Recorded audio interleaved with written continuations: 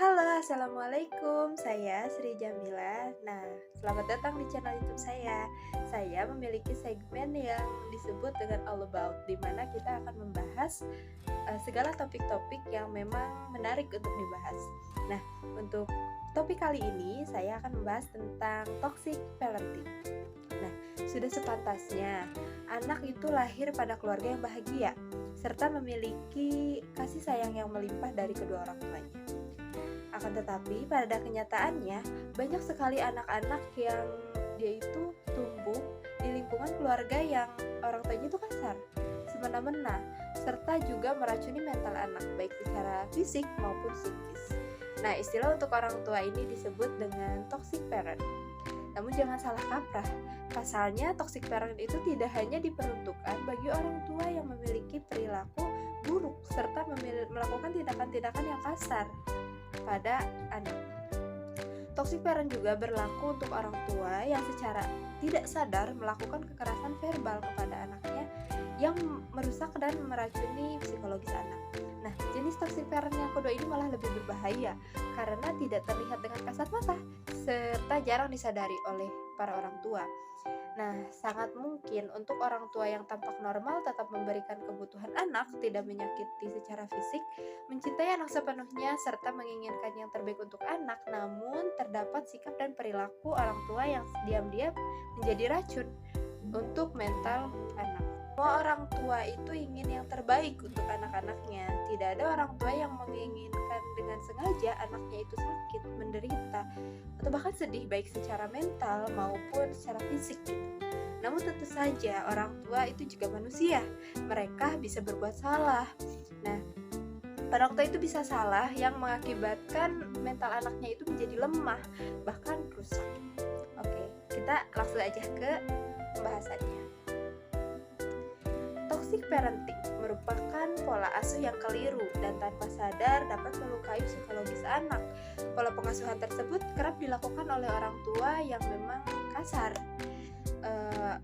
juga memiliki gangguan mental atau tidak dewasa. Nah, biasanya orang tua yang seperti ini juga mengalami toxic parenting oleh orang tuanya dulu. Namun, toxic parenting juga dapat dilakukan oleh orang tua yang normal, yang tanpa sadar menjadi racun bagi psikologis anaknya. Jika toxic parenting merupakan pola pengasuhan yang keliru dan meracuni anak, maka toxic parents merupakan orang tua yang melakukan tindakan-tindakan tertentu yang tanpa sadar dapat membebani psikologis anak. Nah, orang tua yang menjadi racun atau toksik dapat mengakibatkan luka psikologis atau luka pengasuhan pada anak, baik saat ini maupun di masa yang akan datang. Nah, orang tua yang tanpa sadar menerapkan toxic parenting umumnya mengedepankan keinginan pribadi, mengatur anak semaunya sendiri, tidak menghargai perasaan serta pendapat anak, dan juga tidak memandang bahwa anak itu memiliki hak atas kehidupannya sendiri. Dampak dari toxic parenting ini bertahan sangat lama, bahkan sampai anak-anak itu menjadi dewasa. Oleh karena itu, para orang tua itu harus tahu apa aja sih ciri-ciri dari toxic parenting ini supaya bisa dihindari gitu, seperti itu. Jadi apa aja sih ciri-cirinya? Yang pertama, memiliki ekspektasi yang berlebihan. Nah, ciri toxic parent yang pertama adalah orang tua itu memiliki ekspektasi yang berlebihan terhadap kehidupan dan masa depan anak-anaknya. Tanda toxic parent ini sering terjadi dan hampir semua orang tua melakukannya. Misalnya, ketika anaknya itu ingin jadi musisi, tetapi orang tua menyetir masa depan anaknya sesuai dengan apa yang dia inginkan. Misalnya harus jadi dokter, harus jadi pengusaha. Jadi mereka itu berkomentar buruk tentang musisi. Misalnya kayak, untuk apa sih jadi musisi? Kamu mau jadi pengamen ke depannya. Kayak gitu. Nah, ekspektasi yang berlebihan dari orang tua ini juga secara diam-diam itu melukai psikologis anak gitu. Namun dalam pikiran orang tua, ekspektasi tersebut untuk kebaikan anak.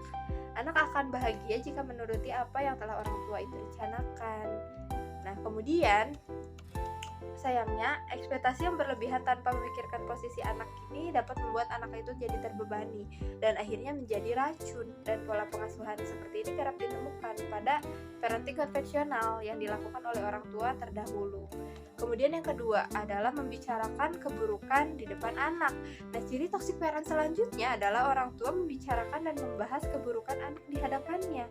Jika hal itu terjadi, anak akan kehilangan kepercayaan diri, rendah diri, dan anak akan merasa dipermalukan.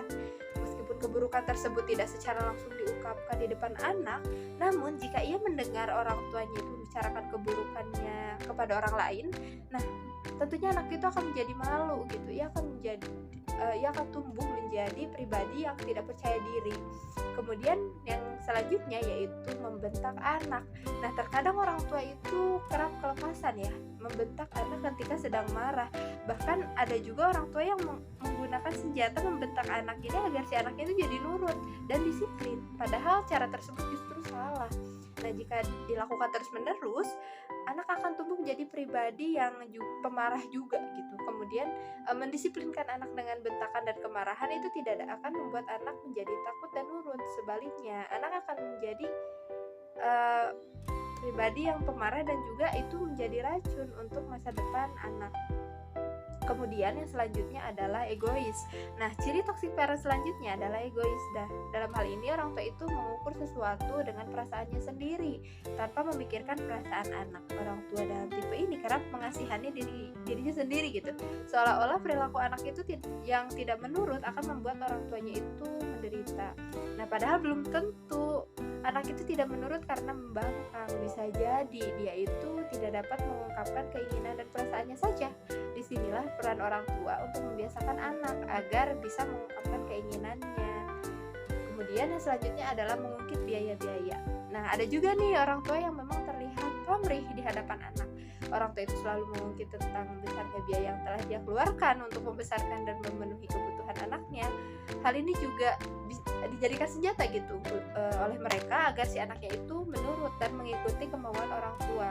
Nah, tanpa terasa hal ini dapat menjadi racun yang membebani anak. Orang tua memang telah berkorban banyak untuk masa depan anak. Namun tentu saja anak juga diperbolehkan untuk memilih jalan hidupnya sendiri. Hindari memaksa anak untuk menjadi apa yang orang tua inginkan.